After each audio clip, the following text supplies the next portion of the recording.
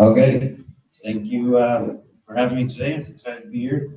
Like Carrie said, I'm with the developer. My name is Garrett Bascom. I also have Kevin Shirata here, the project manager of this project. And we are excited to be here to talk about this project and let you guys know some of the details. So, I know the address is. I'm going to start with a little background on CRP, Affordable Housing and Community Development. That's the company So it was founded with the principles of providing quality, affordable housing and strengthening communities. We're a full service, vertically integrated real estate firm with significant experience in multifamily acquisition, rehab, ground up development, and property management. The founders of CRP Affordable have owned, operated, and developed and managed over 2,500 rent restricted units. Sorry. Could you hold the mic a little closer to your mouth, please? Sure. And sustainable development is at the heart of CRP Affordable's affordable housing projects. We have significant experience providing housing to at-risk special needs seniors and other vulnerable populations. CRP Affordable has successfully partnered with nonprofit, government, and community organizations to support individuals and families in need. These are a couple sample projects. One of them is just down the street in San Jose, the Meridian, 59 units, which is close to our headquarters. Valencia Point, 102 units, which has been in operation for a couple of years now. Very successful project. So, project processing. This is something that's always asked about at a lot of these meetings. This project, both projects are going to be processed under Senate Bill 35, which some of you may have heard. Basically what that is a streamlined ministerial review process. So what that means is it removes the requirement for CEQA analysis associated with planning entitlements. It removes the requirement for conditional use authorizations or other discretionary entitlements. So basically, it's the city has to find that the project meets the objective design standards, which are usually on the city's guidelines and municipal code and things like that. And then as long as the project complies with that and all of the zoning and things like that, then the project has to be approved within the timeline set by the Senate bill process. So a couple other things: development must be on an infill site and comply with the existing zoning, must provide at least 10% of units for low-income families and pay construction workers prevailing wage. The development is our development is 100% affordable with rents set between 30 and 80% AMI for a period of not less than 55 years. Just in case people don't know what AMI is, average median income. And so that's how those rents are calculated. That's set by HUD and something that we set at all. It's just set by HUD. So like I said a minute ago, jurisdiction finding a project to be in compliance with objective design standards must approve the project within strict timelines. Another Assembly Bill 1763 allows for unlimited density and zero parking minimums if you are within half of a mile of a like a train station, right? Which we are in this project.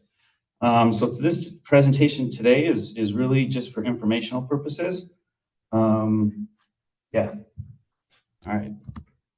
So the project site, as we mentioned, it's at we have two projects going, 951 Old County Road and 678 Ralston Avenue. They're actually perfect sites for what we're doing here. This is a community context. So the Belmont train station, the Caltrain, is 0.1 mile away from the Old County site. And there's a lot of other amenities right there in the area. The post office, 0.2 miles, an elementary school, 0.5 miles, 7 different bus stations, all within under 0.4 miles. Belmont Hardware, US Bank, Safeway grocery store, restaurants and retail. Like I said, this is actually a really great location for the projects we have here. So 678 Ralston. We have proposed 65 affordable multifamily residential units, 31 bedrooms, 18 two bedrooms, 18 three bedrooms. The unit sizes vary between 500 square feet at the smallest and 1,000 square feet at the largest. Like I said before, these are rent restricted between 30 and 80% of the average median income. Sustainable design, the buildings will be 100% electrical, so there'll be no gas. Parking and long-term bike storage, 15 parking spaces that'll all be EV ready. And we maximize the solar on the roof. So we try to have these be a really sustainable buildings. 951 Old County, 63 affordable multi-residential units. This one has 21 one bedrooms, 21 two bedrooms, and 21 three bedrooms. Unit size is also between 500 and 1,000 square feet. Also rent restricted between 30 and 80% AMI. Very similar buildings in that regard, 100% electric, e-bike parking with long-term bike storage. This one has 8 parking spaces, also all EV ready, and also maximizing solar on the roof. And I'm realizing now that we forgot to put, we are planning a little retail space at the corner of Masonic and Old County Road with like an outdoor plaza area, be the idea over here. Be kind of like a nice spot for maybe like a boutique coffee shop or something. All right, so these are very preliminary, the renderings. This is still very early on in the process. So yeah, but this is the proposed design for 678 Ralston. So there are 8 stories and average height is around 85 feet. The highest height would be the stair tower, which gets up to more like 90, 95, I believe. So this is 951 Old County. This one is really more of a massing model. We're still very, very early in the conceptual stages here, so it'll probably change quite a few times and look very different. But in general, this is the model, like I said. So what they do is have a public art piece with both of these buildings. They're still being kind of incorporated into both the designs. So you can see that at the stair tower, the idea would be to have like a mural of some kind that we would work with the city and have input from people to help design something really cool for that space. And that's it. So I guess we'll do questions now, right? So I know that was a little bit for people to come in. So Are these units for sale or are they rental units? They're rentals. And what would be the monthly amount for the economy units? just so that people can hear you. So they're, can you repeat what the rent restricted to? Yeah, so the apartments are rent restricted. And so it depends on the family size, right? If it's one person, and it also depends on what type of unit they get. So we haven't secured all the funding for this. When we do, that often dictates how much the units will cost. So if you are a person making 30% of the AMI in this area, that's going to be in the $50,000 range or something like that. I'm kind of guessing on that. I don't have them memorized.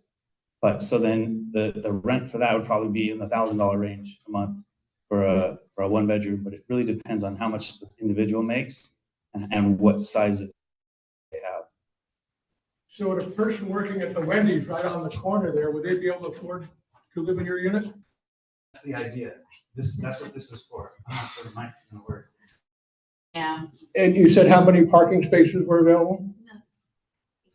So where are they gonna park? So this is a transit-oriented design. So can you just, transit oriented design? Yeah, I don't know how this is gonna work. I know. I'm gonna have to maybe have you stand closer to here in the center, maybe, and then we'll just. I'm trying to make sure that people online can hear. How about you ask a question and I'll repeat it? Does that Yeah, work? that's perfect. That'd Okay, be better. go ahead. So where people park? We're expecting them to be more transit-oriented, right? I think you're on drugs because you know what? You get people moving this neighborhood, they aren't taking the train. If you look at the train station every day, the parking lot's empty. And on top of that, that's, if you're taking the train from San Francisco, it doesn't stop in Belmont. If it's on an express train, it stops in San Mateo or Hillsdale, and then it stops down at San Carlos. It bypasses Belmont. Okay. So these people that are moving in are gonna have cars, and they're gonna end up parking in our neighborhood. So what's gonna happen from there? We're just gonna park our cars in the street, and they're gonna be parking all over the place. Not to mention the traffic congestion, which is bad enough already. So we've actually done a traffic impact analysis, and the results found that this would lessen the traffic from the existing uses of the sites that are there. I don't believe that. It does, your study's off. Okay. It is off. All right, can we go to the next question? Yeah. Who else has a, anybody else have a question? Yes, at the back. Yeah, based on the parking question with Angie, is there an ability to limit the prospective tenants from actually owning vehicles? Is that an option? I mean, yeah, so let me say a couple of things. The concept of Senate Bill 173 of being a transit orientated, so the prospective tenants can there be, I don't know how the correct word, but limit them if they're going to be renting that they're not able to have a vehicle? Yeah, a lot of the residents we find in our communities don't have cars because they don't have the ability to purchase a car, right? They don't have the financial means for that. They're not living out in the suburbs, like, so. You're saying find it. But No, that's our residences that we operate. We find that it is in general, they have less cars, the people who live in our communities. And so what we're doing here is we're giving them the opportunity to a place where they can use public transit and they can walk to the neighborhood and they can get on the train and go into San Francisco. And it's literally across the street from the site to the train station. We just walked it and it's very accessible. I respect that philosophy, but my question is the ability to prospective tenants limit it to individuals that do not own a vehicle. I think that would break fair housing laws, but we can encourage them to do that, but that would also be a form of discrimination if we were actually, you could say, no, you can't rent here because you own a car, right? Then what form, I'm curious, what form of encouragement, how would you encourage? I don't know. I have to talk to the property manager on that. It's a good question. Thanks. I'd just like to present this little graphic to you. I live at the opposite end of where this is. And you were talking about traffic. I've been here for quite a few years. It's getting worse. I live here. This is at 3:30 in the afternoon. And that's the traffic that comes down Old County to my piece of property down on Sterling View.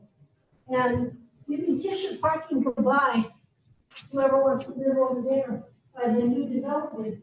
Because I live on Sterling View, and the housing complex in San Mateo uses Sterling View as their parking lot. So you can kiss your parking goodbye.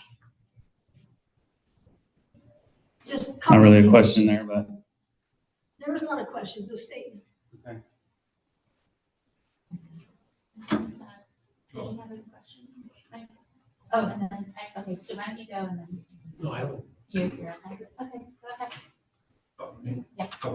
I know right now, on Masonic there are people who go to the Muslim temple there.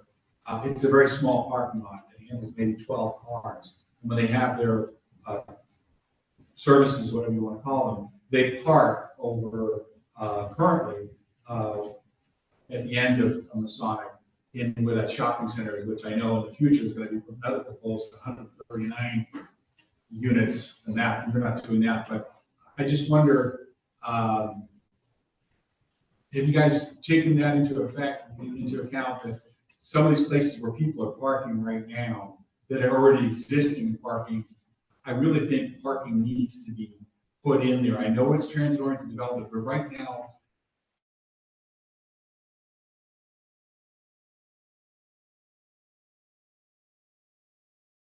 statistically less than 5%. I know if you force poorer people, guess what? Poorer people will not want to stay poor, and eventually might want to take their kids to the city, take them to the beach, take them to their dance lessons. I'm a parent, my kid's grown up now, but if I didn't have a car, I couldn't take my kid to school, to band practice, all these things. So I think putting these limited amount of space, legally you can do that, but as you can tell from hearing everybody here, it's gonna piss off everybody. We're gonna have to create new changes where only permanent parking comes into play. And so I think it needs to be reconfigured, but you're talking about 120 units and putting in like 20 parking spaces or something like that. And that's not realistic because everybody drives everywhere here in California. It's too spread apart. Even here, where everything's walkable, people still have to take their kids to soccer games, etc. So is there any room for you guys to put in parking spaces more than you have right now? So how do I answer that? The priority is on the people and not the parking, right? And so every new stall you're going to put in, you're going to have so many less units, not exactly one for one, and that's just the reality. It's not a question or the answer that you're going to want to hear, right? But that's just kind of how it is. And so you could go 3 stories up with just parking, right? And now you've lost 20 units, right? And so then you have 20 less homes for people who need them the most. We're in an absolute housing crisis right now. We're talking about the parking being the most important thing rather than actually putting in homes. Can you go underground? Because at the 139, they're going to put parking underground. Is that something you guys can do?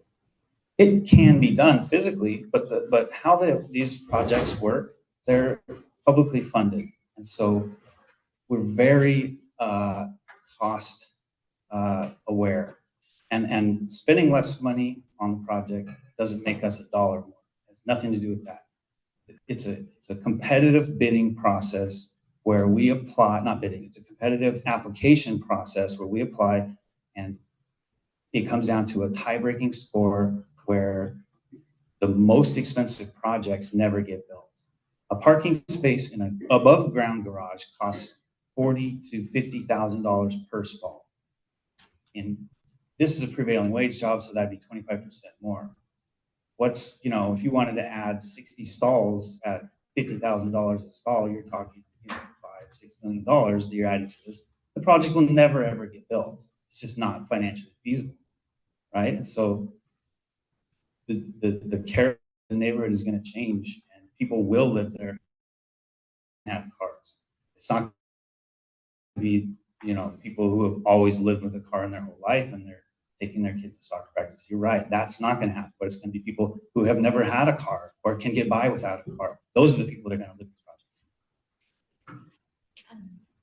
Dave, I have a couple of questions from the folks on Zoom. So the first question is to clarify the amount that it is. It says, did you say a unit would be about $1,000 a month? Currently 50% income or 50% EMI studio for one person in this area is $1,800 per month in the area. It might be more like that. Yeah, I was kind of guessing. I'm not sure. I'd have to go look. Okay. Like I said, we don't set the rents. Those come from HUD. We have nothing to do with that. And then the next question is, with all the new units, not just these 2, but the various new housing units on Old County Road here, it would be great to see if Caltrain could make Belmont a stop on the bullet trains. Could this be explored? I realize this isn't for you, so we'll probably bring it up with Peter. With more train stopping. That'd be awesome. People may be able to use it. And then this is the last one. What % of the units are expected to have cars according to the estimates? I can't answer. Okay. You have a question over here? I believe, and if I want to state, I believe one of the things that can be done in communication with Caltrain, since it was mentioned that they never use that parking station and other projects that are like this one, Caltrains or other services like that give vouchers or some sort of form of permits of the units associated to the development as well. So that's one form to utilize parking structure that's never been used, if that's still the case. Yeah, and we do that stuff like that all the time. Sometimes it depends on the funding, and we're not secured yet. So we enter into different agreements with different agencies. And that's a really great point. I've run across several newer apartment developments in my job, and I've seen this happen so far. Is there a design for simultaneous cutouts for the Amazon, UPS, FedEx delivery trucks that block thoroughfares, that they can all in a simultaneous fashion have cutouts to park for the complex and do their delivery job? Not currently, they're still very early in the stages of design now. So in likelihood, there probably won't be cutouts in the streets for that. But I know we have one for the trash truck on one of them, but yeah, I'm not sure. So for all those units, like just say Ralston, we're gonna, the UPS or Amazon trucks are gonna be blocking, I guess it's called lane one while they're doing it. Is there a consideration going back after this meeting to think about cutouts for the delivery truck? I definitely think it's worth exploring, yes.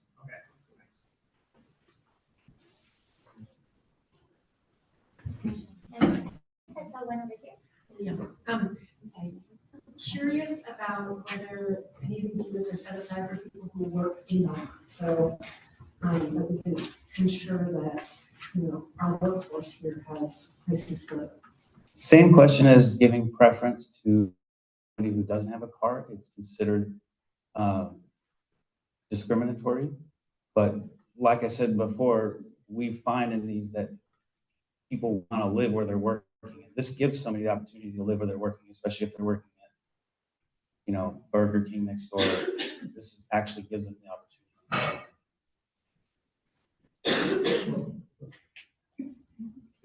Hey, I had a different question. Sorry, I came a little bit late. Can you talk a little bit more about the commercial space? That was for the Old County Road one, because there's currently 3 businesses in there, UPS, the beauty parlor, and massage parlor. Can you talk about what that space will be?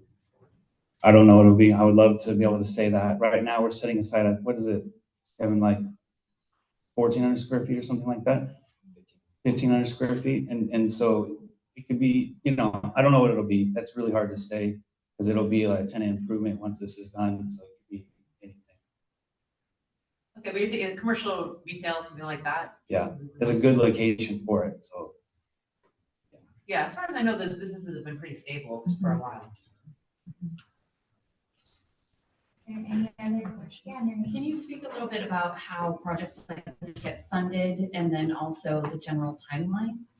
yeah, the funding is really difficult. As I do not envy my counterparts on the side of the job that do that. It's very, very difficult and very, very competitive.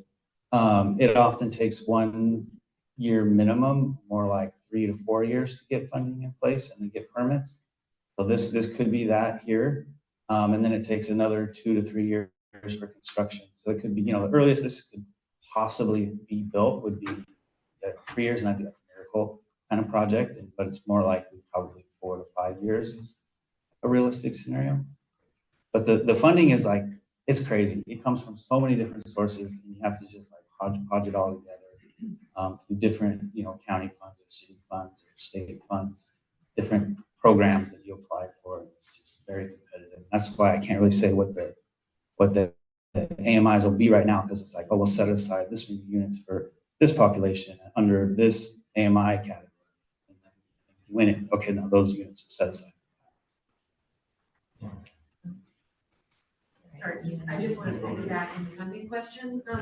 Is there any funding set aside, through either state or any other sources for public benefits, community benefits, to help bolster parks and other kinds of things for these new tenants, they'll be making use of many of the facilities in the area? Yeah, there definitely is. One of them is called AHSC. It's Sorry, can you repeat the question before you? yeah, the question is, to sum it up, I'll probably butcher it, but funding that helps improve the community as well. But kind of that, Community yeah, benefits. yeah, community benefits. And so there's one that we often apply for, AHSC, and it's Affordable Housing and Sustainable Communities. And one of the projects we did out in Imperial Valley, we improved, we partnered with the city. And so that part is under the city's jurisdiction. And they improved a bunch of sidewalks and added like shade trees. And then we also entered into what's called a Cal Vans program that provides 50 hybrid vans that one's like for farm worker community. And so it's like a ride sharing pool then, so that these people who live there can take this ride share program to their work. Yeah, there definitely are. We do apply for them. Like we apply for everything that comes up, and you just never know what's going to stick. So yes, there is. The short version of the answer to that question. Is your building going to help improve our infrastructure? Like the sewer system going through here, our water system? We'll pay development impact fees. Yes. I'll just point out, if you're going to add to parking problems and traffic problems, you're not benefiting the community. I think we already answered that. Yes. At the Meridian that you're building in Santa Clara that's opening up, how many units was that? I believe it was 59. How many applications at that site? Over 1,000. And it isn't even open yet. It's opening in the next couple of weeks. Did you assume this is going to be the same thing? Oh, yes. We'll have thousands of people applying. Yes. I live here, so I go down Old County Road. My daughter couldn't go to Nesbitt at the time of the flood, but she had to go to Central. And I know they made this street much smaller by making a lot more wider path to turn right. You get down Old County to turn on Ralston. But since you're talking about building a big project right there, I'm wondering if the city and you should be looking at widening that road a little bit. And maybe instead of putting brick there for paths, maybe putting some of those trees there, but also making the road wider so you can turn right, so that it's more ease of use for people who are maybe going to Central or taking their kids to the middle school up the street, because that is a gnarly traffic situation. And if you've done a traffic study right there, because coming around that corner, it's a nightmare, and trying to turn right from Old County, the road's too small, cars back up for all the way sometimes from Ralston all the way to Marine View, right here. That's how far it backs up, as it is right now. So there's got to be some kind of thing to work out with the city to make that road wider, able to turn right easier, especially since we're putting new projects there. Yeah, I guess if you don't mind, if I can comment, hi, Joanne.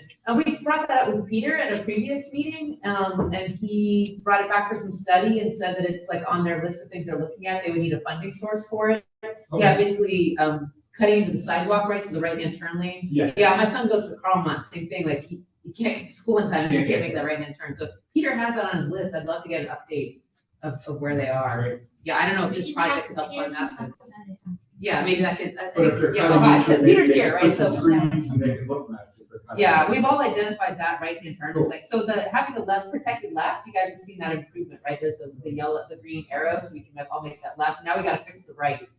Yeah, so Thanks for that. get you to address that, Peter. The Yeah. short answer is, we're putting it in our capital improvement plan. Yeah. We do agree with the neighborhood that extending that right turn channelization from southbound Old County to westbound Ralston is a fairly low cost improvement that the city plans on. Awesome. Thank you. Sorry, there's another question from the folks on Zoom. And so they asked if the study about the traffic could be shared, or how would people be able to see the traffic study that you referenced earlier? I mean, yeah, we could Sure. share it. I have no issues with that. This isn't really the right form for it. We could circulate it somehow. Okay, thank you. What? Should be a public document, I think, right? It would be included on So the. we just got the 678 Ralston, and so typically the way these work is city staff has comments and questions and sometimes criticisms, and we work with the traffic consultant to address those. I think Tracy Scramaglia here, she's our city engineer and assistant public director. She makes a good point. We should probably go through that iterative process and in a matter of months share it with you, Carrie, so you can share it to the group. Just to give us a chance to refine it.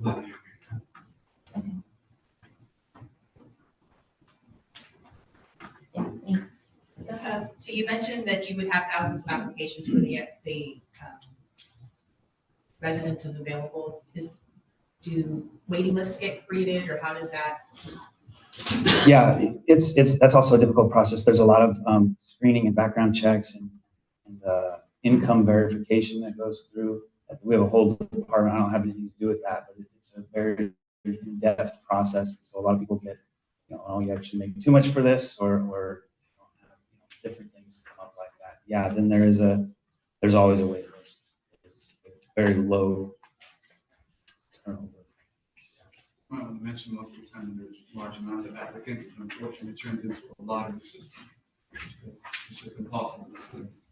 Yeah, what he's saying is there are so many applicants that it ends up becoming a lottery system because, like I said before, it's a housing crisis and we need as many as we can. So this is how we do that. Yeah.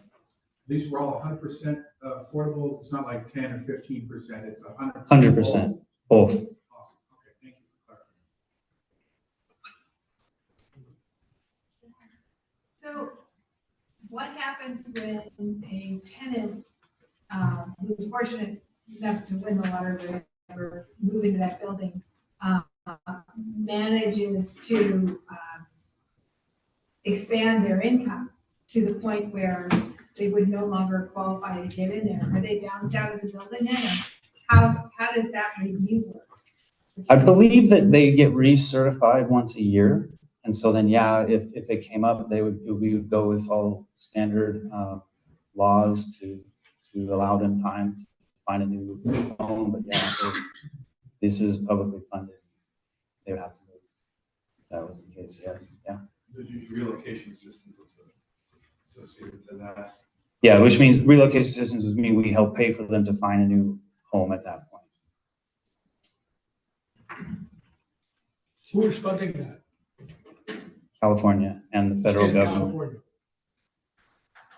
Any particular department? HCD. What is HC? Housing development. My tax dollars. Yeah, Department of Housing and Community Development. Any other questions?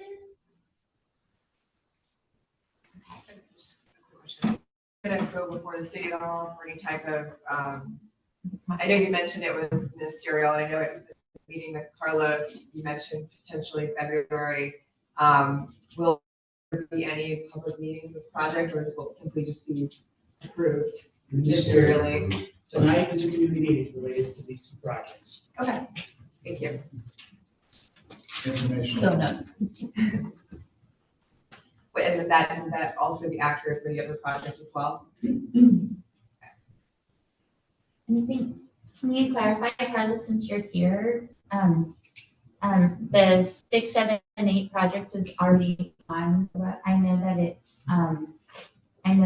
it's going to ministerial review, but then the same level of information will also be available for 951 once Correct. that's set, and it'll be on the website. The official SB 35 application has not been filed, or they have provided information to the city to allow us to do tribal consultation in relation to the project, AB 168. So they're in a later time period than 678 Ralston. 678 Ralston, I believe, was filed in November, and they're on their second round of review, which was in late February. Correct. And now 951, Polk County has just hit the city within the last 2 or 3 weeks. So we're still digesting it, processing it under AB 168 first for that tribal consultation. And then once the SB 35 application hits, we have the timelines that we need to adhere to for managing the review of it. And then we'll have information that will then put on the website. The good thing is you got to see some renderings tonight. More will be shared when the official SB 35 application is filed with the city, and then we'll bolster the website with all that. Thank you. Garrett, will you be okay sharing the presentation so that we can pass it on to folks? Of course. Okay. Thank you. Any other questions? Yeah. Last one, I'm wondering, I heard a couple of like, oh my God, when they looked at the drawings. is there any like wiggle room to make it look sort of a little bit more like those buildings are already in the community versus like, wow, here's this modern monstrosity stuck in the middle of all these other buildings that don't look like it at all? Yeah, 100%. That's, Okay. I really didn't want to show those because it's very, especially the First- second one, first it's draft, so right? brand new that it's like, come on, guys. Better than that, but You gotta come up with the first draft. we gotta present at some point, right? We're going through the process, you know? Okay, thank you. Does that mean it gets lower?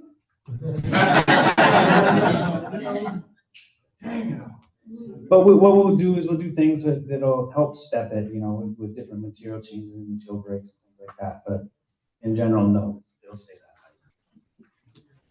Okay, thank you, Garrett. So thank you for sharing all of that information. We'll continue to pass on that information through both the Homeview and the Sterling Downs neighborhood associations. Please again encourage your neighbors and friends to join our email list so that they can receive that information. We know that it's a lot to take in, but a big part of this, I think people understand that housing is such a huge issue here, especially affordable housing. And I think a lot of the questions, as you've already seen, are really related to public works and our infrastructure that's related. So I'm really appreciative of you guys kind of introducing the projects and at least allowing us a chance to understand kind of the rationale and how that came together. And then we'll turn it over to Peter and Tracy from Public Works now so that they can kind of talk more about what this will look like and how that's going to change traffic or other things in the neighborhood. Thank you. Thanks, Carrie. Really appreciate what you do for the neighborhood. And I appreciate the attendance tonight and the concerns and the curiosity. I'm Peter Brown. I'm the Public Works Director for the City of Belmont. The Assistant Director and City Engineer, Tracy Scramaglia, is joining me. I think this might be her first Homeview Sterling Downs community meeting. So welcome, Tracy. So the first thing I would like to say in hearing this discussion is we understand where you're coming from. You're coming from a place of, this is our neighborhood, it's changing, we're concerned about those changes. The peak hour traffic is bad on Old County Road, it's bad on Ralston. We're not arguing any of those points. Those are factual. So I just wanted to say that up front, and that, you know, the change that's coming is intimidating and it looks different. And I also want to say a couple other points for things that I heard. Both 580 Masonic and 678 Ralston proposals, I think, as you pointed out, both of those proposals, and I'm just going to explain the methodology of how it is that the traffic consultant can say, we think there might be less trips in the future development than the current.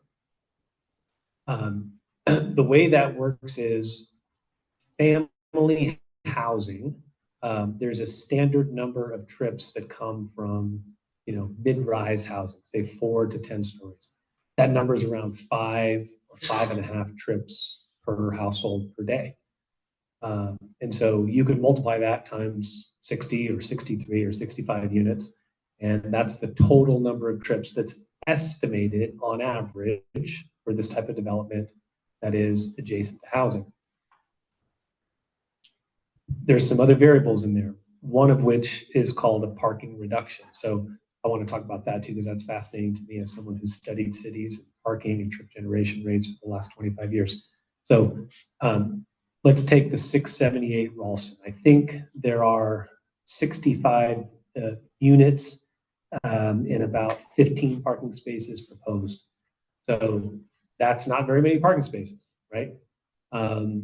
But what happens is, and this is something that this is kind of a mental exercise, if you think about what type of households want to live in that location where there's 65 units and 15 spaces, all 15 of those spaces are going to get used, right? But there is a level of attraction for people who maybe are not like those of us in this room, who don't have 2 or 3 cars per household. There is a segment of the population that really does not own a car, doesn't want to own a car, can't afford to own a car. So I don't want to stand up here and say all 65 units, there'll be 0 car ownership. I don't believe that's going to be true. But I do believe that if there were 3 spaces per unit, right, and we had 200 parking spaces for 65 units, there'd be a lot more traffic at that type of development than there is at one with 15 spaces. So the way we see it is there will be, my opinion, it's just my opinion in my 25 years of doing this work, there will be a certain amount of cars that will park on the street. Not everybody who lives in those units will have 0 cars, but you will be surprised. And I think you guys have some data on auto ownership for existing low and very low income housing. The auto ownership rate is really low compared to single family homes or to high-rise multifamily homes that provide 2 or 3 spaces per unit. Does that make sense? So there is some good news in that regard. If you look at a dry cleaner, or if you look at a school or an Indian restaurant like at 580 Masonic or the existing proposal here, I think someone told us that there's a UPS and a, whatever the 3 businesses are on the corner of Masonic and Old County. Those businesses attract trips, right? And so the analysis thus far shows that an average UPS store, that attracts hundreds of trips a day, right? If they only had 1 or 2 people driving to the UPS store, that UPS store would close. There's a lot of people coming. So what we do is we look at the existing amount of trips and we look at the proposed amount of trips. And what I am going to do, and what Tracy is going to help me do, is we're not just going to take these estimates and these studies that say, this is what the average is for this use at this location, and this is what the average is for what our proposed development is. What I'm going to ask them to do is do some driveway counts. I don't want to use averages. I want to use the exact number of trips that are coming across to go to the strip mall where the school and the Indian restaurant are, and to go to, you know, the cleaners. I want driveway counts. I want to know the actual data instead of the estimates. And then the same thing is true for after the fact. We want to know how many trips are coming to the new site. And that helps us correct, and it helps us in the future better understand how these proposals are. And one other thing I wanted to talk about with sewer and water, because I think the gentleman here in front brought it up. The Public Works Department manages the sewer system for the city. And we have data on water consumption and the amount of sewage we treat at the sewage treatment plant for every year. And I went back and I looked at that data. And what was fascinating to me is that the water consumption, I'll just give this to be a quiz, we'll be interactive. In the last 15 years, which year do you all think that the average resident in Belmont consumed the most water?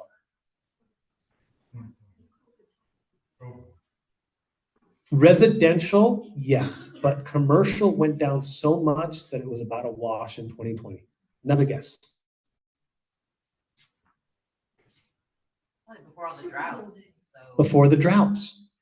So the further you go back, and this is true for most of California, the more water usage we had per average household.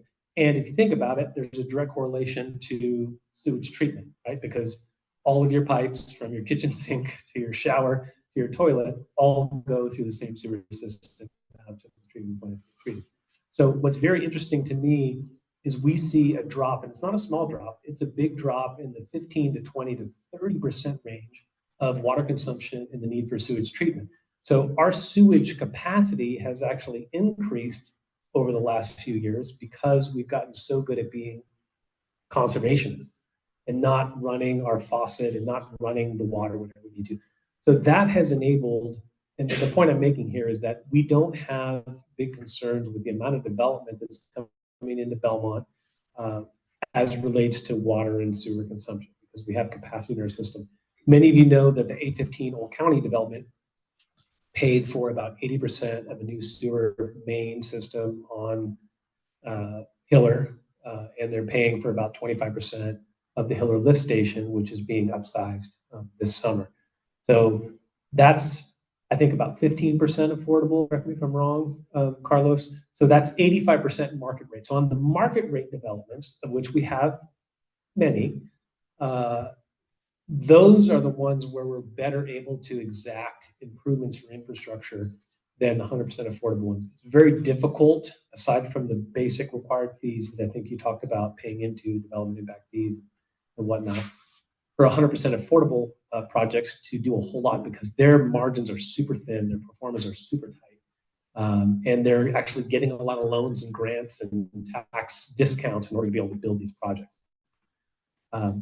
So I am hopeful that these two affordable, 100% affordable projects on Ralston and on Old County Masonic will have less impact than a lot of people fear they have in terms of traffic. And I know they're going to have very little impact to our sewer and water system. I agree with you all that right now, the traffic is pretty rough in the peak hour at those locations. And we are working on operational improvements. And I'm glad you brought up the left turns. Those are helping. We're still tweaking the signal timing. I agree with you all that the right turn channelization can help. There's also plans at Masonic and Old County for a future traffic signal or a mini roundabout, something there that's going to be better than stop control, because in the peak hour, the stop sign is inefficient and the cars stack up. And so that's an intersection that needs attention. And then the last comment I'll make, and I'm happy to take some questions, is my kid goes to Nesbitt. I go there typically in the afternoon. I pick him up. I go through that Granada, Masonic, Hiller intersection all the time. I don't like it. It's a mess. It's a mess on Hiller. It's a mess getting on and off of Ralston. There needs to be some level of reconfiguration of the driveways and how Masonic interacts with Hiller and how Hiller interacts with Ralston. That needs improvement. But we don't have room to add a bunch of new lanes. They have to be what we call operational improvements, efficiencies.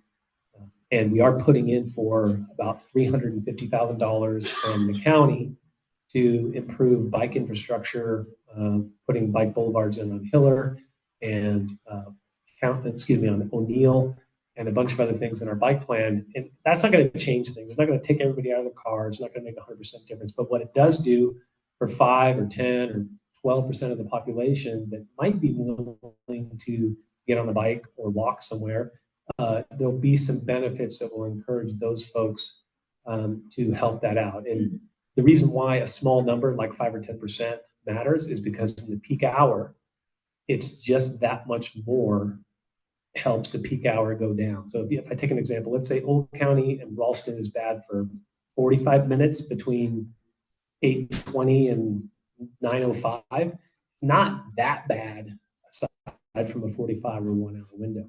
If we got 5 or 10% of folks to not be driving through the intersection, that window can go from 45 minutes down to 40 minutes or down to 38 minutes. So the margins help a little bit. But I've been rambling, and I'm happy to take questions from any of you. Anybody who hasn't spoken before who wants to talk? I appreciate what you said about specifically targeting Old County and Masonic. I was just curious if there are any other creative solutions, since you can't widen the roads, right? Are there other creative solutions that you guys are thinking of? Particularly for Old County and Masonic? Just for Old County, Miller, Ralston, yeah. I'm curious if anything else is in the. So I think that, let's just take them separately. So for Old County and Masonic, it's either going to be a roundabout or a traffic signal. I don't know which. They both would be way better than the stop control in the peak hour. The traffic signal is a little cheaper to build and requires less right-of-way. Carlos was asking, how do we fit a roundabout at that intersection? Well, as soon as this guy puts his big tower in on the corner, that corner is going to be taken. So we would have to move a little bit towards the Caltrain right-of-way in order to make it work. But that is a potential solution. The traffic signal is lower cost in the beginning. The roundabout is better in the long run because it doesn't cost anything to maintain. When it comes to the 580 Masonic property, the amount of driveways, the fact that Granada is one way, and the timing at which cars come in at Hiller and Ralston, I really want to make sure that that development does a circulation analysis, not just a traffic analysis, as to how to have the driveways operate, what the flow is going to be in and out of there. And, I think people do a pretty good job of keeping clear at at where Masonic hits Hiller, but then there's always folks that block the intersection and ruin it for the rest of us. Okay, let's go in order like this. 1, 2, 3, 4. Hey, Peter, so you mentioned Nesbitt. My son used to be there. He's now in high school. But my curious is about construction and safety for the kids. So we've all watched Artisan Crossing being built, and they sort of took not just the block, but like the sidewalk all the way into the street, like this massive, area that they took over for construction. You couldn't walk on the sidewalk there. So when 580 Masonic goes under construction, how are the kids going to get in and out? Like, how do we control that construction so that kids crossing Ralston from Homeview and coming over will have to walk right by there? I don't know if that's safety or public works, but can you talk about how that's going to work during construction? I'm really worried about trucks pulling in and out, and there's like a second grader trying to walk down the sidewalk. How's that going to work? So that's a great question, and I'm glad Tracy's here. She's making a note about that. So what we require is that during construction, there is an ADA path of travel, so Americans with Disability Act path of travel, that's an alternate route for all pedestrians, young, old, able, disabled. But I think the point that you make is during construction, can we close the whole sidewalk on Hiller? Are people going to walk on the east side sidewalk? We're going to have to come up with a plan, and we're going to have to pay special attention to access to Nesbitt and safety of the kids. I agree 100%. And another time when we did that was with the sewer project that a lot of you tolerated them cutting up the road. We were very specific about when they could do that, how they had to preserve access at Bidoff to Nesbitt. At one point, they proposed just closing down Bidoff and having all of the access come from Granada and Masonic. And we were like, no way, that is going to destroy Masonic. So we made the construction company do things differently, and we'll continue to pay close attention when that's under construction. So. Caroline Purrs from Homeview. A couple questions to piggyback on that point. So I walk my kids to Nesbitt at least 2 times, sometimes more than that a day. And I'm very concerned about Ralston and Hiller, that pedestrian safety. I'd say almost every day I've been taking pictures on my phone. Cars block the pedestrian path, and then there's no signs that say, please don't block the intersection or the pedestrian path. So that's a problem. And then it's just a light that people run a lot trying to get onto the 101. And I know myself, I'm trying to teach my middle schooler when he goes to get the bus to be careful that you can't just assume you can walk, because it's people run their lights so often. So what, if anything, are you going to do to address that for the city? Okay, part 2. In Homeview, we have, as you know, been very upset about the condition of our road. I think now it's a PCI 0. And so it's slotted for 2025, I believe, the improvements from the entire area. And this is along, I know, it's so close. So I was wondering if that's going to happen, and what circumstances, under what circumstances would it not happen? So let's take your last question first. Under very few, and I can't think of one circumstance will that project not be rebuilt next summer. You guys can mark my words. So the Ralston frontage road that runs by the park, we've patched it. We've tried our best. You guys have been on our case for several years, and I keep telling them, I promise by 2025. It's designed. So we're designing it now. We're actually going to rebuild 14 roads this summer, and we're going to slurry seal like 55. So there's going to be a ton of construction this summer, fixing a lot of roads except yours. But yours is on the books for next summer, so I stick to that. What you're talking about is the crosswalk on Hiller crossing Ralston. There's one side, on the east side, you can use, and there is no crosswalk. Excuse me, on the west side there's a crosswalk, on the east side there's no crosswalk. So we have crossing guard usage there, that helps. I think Tracy is one of the key members on our parking and traffic safety committee, and we work with PD on enforcement. If we know people are out there, and this is how we find out, you say they're blocking the crosswalk with their vehicle. If it happened more in the afternoon or in the morning, you let us know. We can get PD out there. We can ticket people that are doing that. But in terms of like, is there an operational improvement signage? I don't know. If someone's willing to block a crosswalk, I don't know if a sign is going to deter them. but we can look at opportunities for that. Do you want me to take a question from here? I do have questions from them. They're asking me to follow you. Oh, wow, follow me. Okay, I'm moving a lot. I'm trying to move like. Okay, I promised I would. What about the red light camera? That's something that's feasible in the city? So in order to do enforcement with cameras, you need special legislation from the state of California. I know the city of San Francisco secured that legislation. We don't have that here in Belmont. We cannot write tickets from cameras for state law. And then you'll be third in line right now. One of the thoughts, since there's so many people talking about Homeview, is what about building a walking bridge that goes over Ralston? You don't have to worry about the cars, so it goes up and over. And the other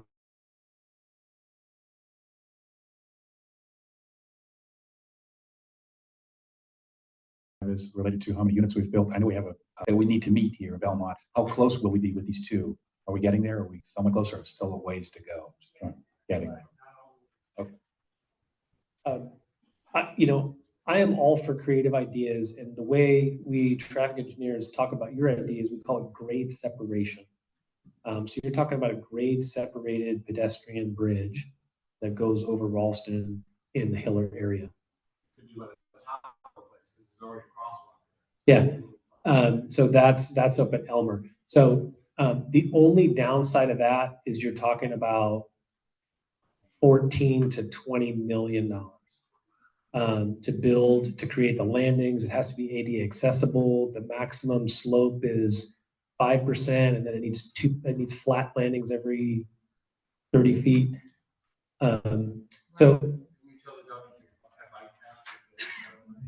The short answer to your question is that would be great, but we don't have the funds to do that kind of thing. I appreciate your suggestion about the limited parking having less effect with traffic and so forth. I would only point out that, for instance, the UPS store, I would imagine gets most of its traffic during the day when people are going to the post office or going to the UPS store to either deliver or get packages, as opposed to the real traffic problems is during the commute time. As you can take, for example, the freeway on-ramp, which is metered, during those metering hours is when the heavy traffic is, both in the morning and in the evening or late afternoon commute. But if you want something affordable for people living in a unit, 2 cars for each person, assuming that you have 2 people living there and they both commute somewhere to go to work. That's what makes the place affordable, because you double income. But if you don't have the parking there to start with, that creates a real major problem, from my opinion.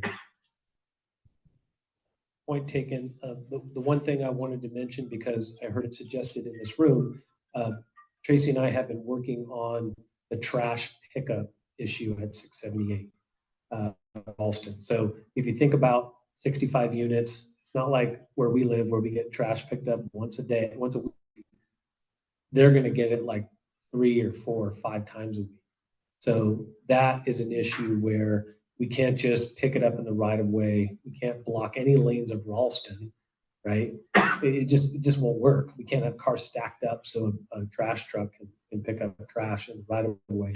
So we need to solve that problem. But the suggestion that came from this room that Tracy and I liked was dealing in a modern age with how many Amazon and UPS trucks and who else delivers?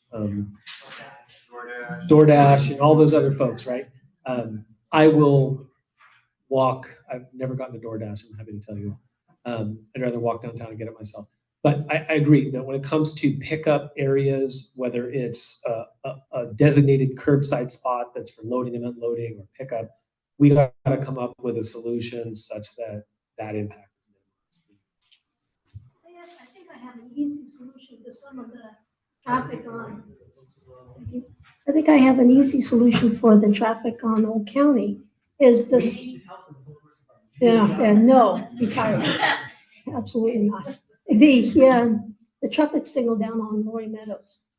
I know that's San Mateo County. And that's causing issues down on Sterling View and on Old County Road. So if we could get your counterpart to change the signal down there to make traffic a little bit easier coming down Old County. One of Tracy's former colleagues and maybe even good friends is in charge of the traffic signal system in San Mateo. And so maybe Bethany, we can call and ask her to look at, I think it's 42nd Street and Lori Meadows and the way they interact. We'll talk to Bethany about that.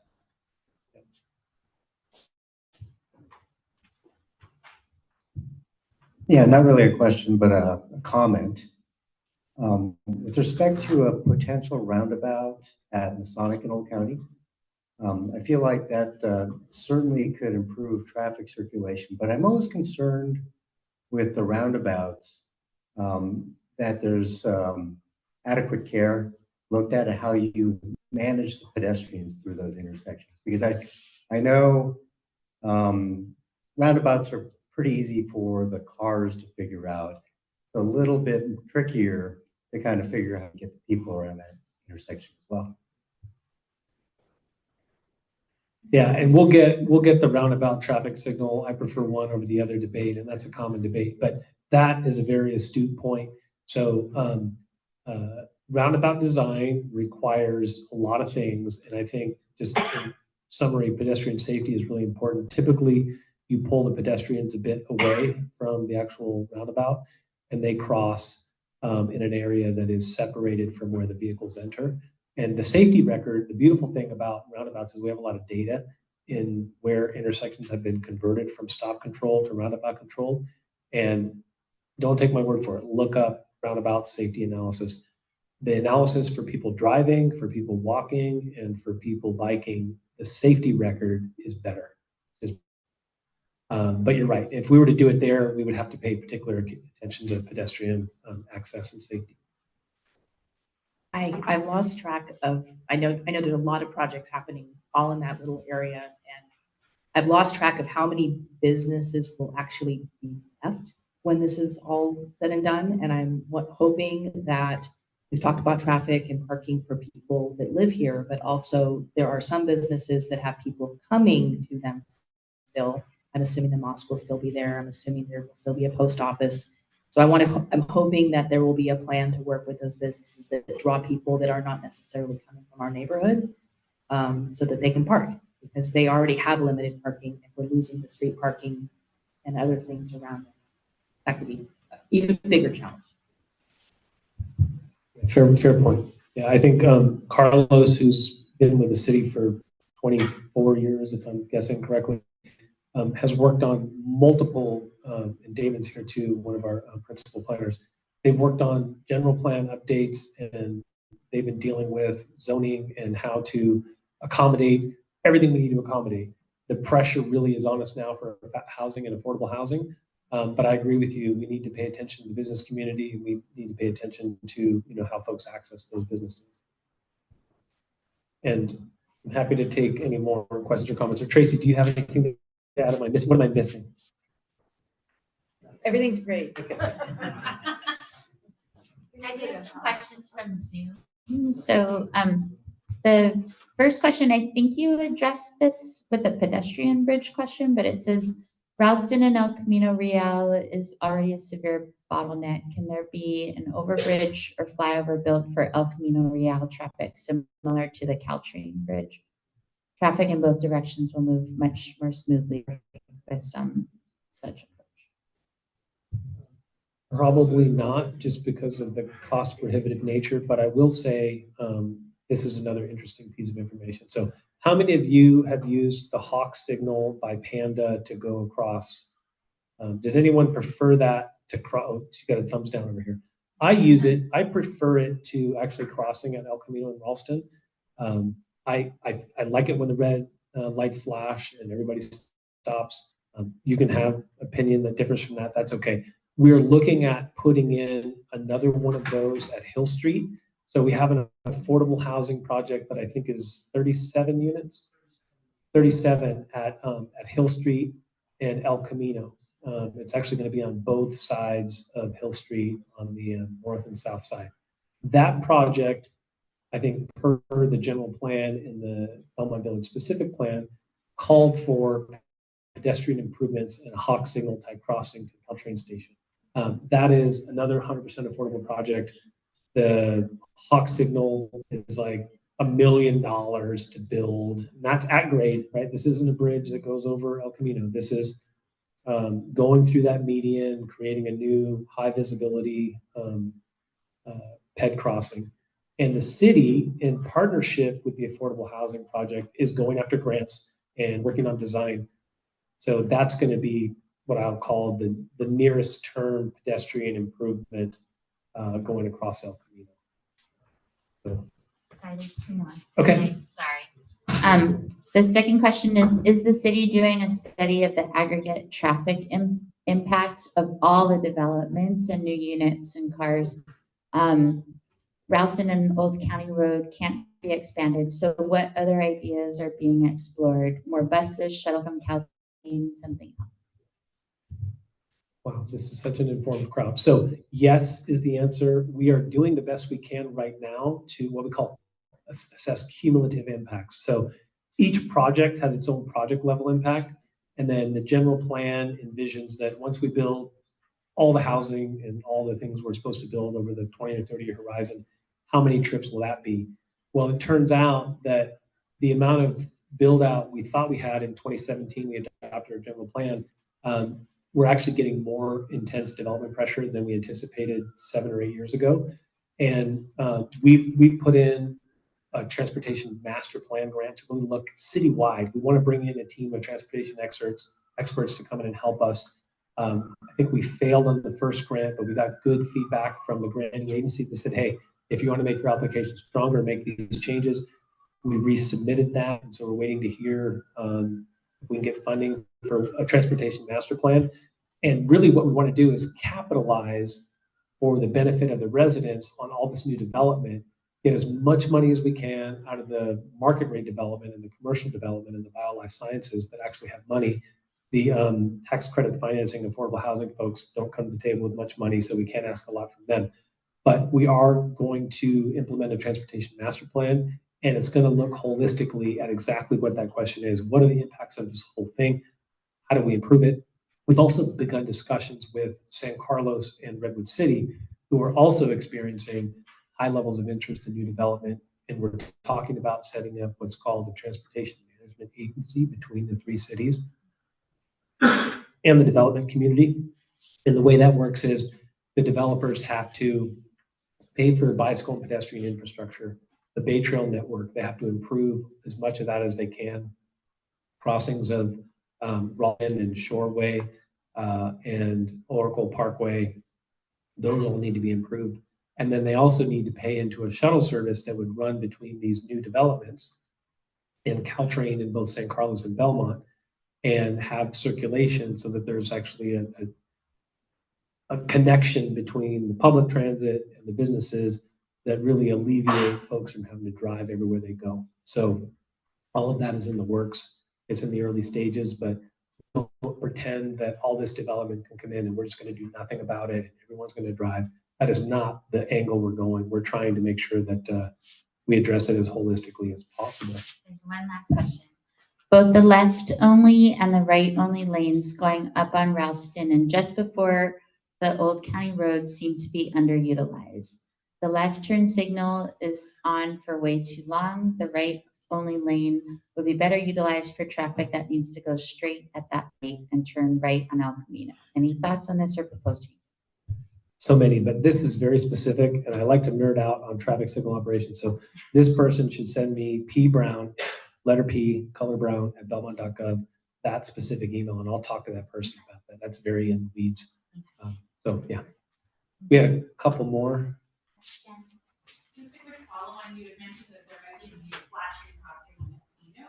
And I just wasn't, I couldn't picture where that would be, and I was just curious where. Yeah, so if you're at the hardware store or the pet store, right, and you walk towards El Camino Real Pub, ECR Pub, the first street you cross is Hill Street. Right there at Hill Street on both corners is going to be 37 affordable housing units. And that just like the one at Panda Express, you push the button, it flashes red, and you would cross to the Caltrain station right there. It's across El Camino. Sorry if I misspoke. There's going to be a crosswalk across Hill Street too, but it's not going to have the big red lights. Okay. Anyone else? And again, I have a question. Oh, yeah. Oh, hi. Yeah, thank you. Sorry, this is a follow-up on my earlier question. I was asking about an overbridge for traffic and not for pedestrians. Like if the Al Camino traffic could go on an overbridge or a flyover instead of having that light, the Al Camino and Ralston intersection. The grade separation like that at Hillsdale, El Camino, Hillsdale goes over and El Camino goes under. Yeah. So if we had $60 to $70 million, we might be able to get there. But we don't have money to grade separate. So is it the responsibility? So sorry, this is new to me. So I'm just trying to understand. Is this the city's responsibility? Like where do the funds have to come from? Typically, they come mostly from the city. Sometimes you can get state money, sometimes you can get federal money. But for the most part, it's, locals have to pay for grade separation in their communities. And no city that I know of that I've worked in the last few years just puts all the money on the table. Typically, it's hobbling together a bunch of different funding sources. El Camino Real, as I think a lot of people in the room know, is a state highway. It's operated by Caltrans, and I don't see Caltrans putting any money into grade separation.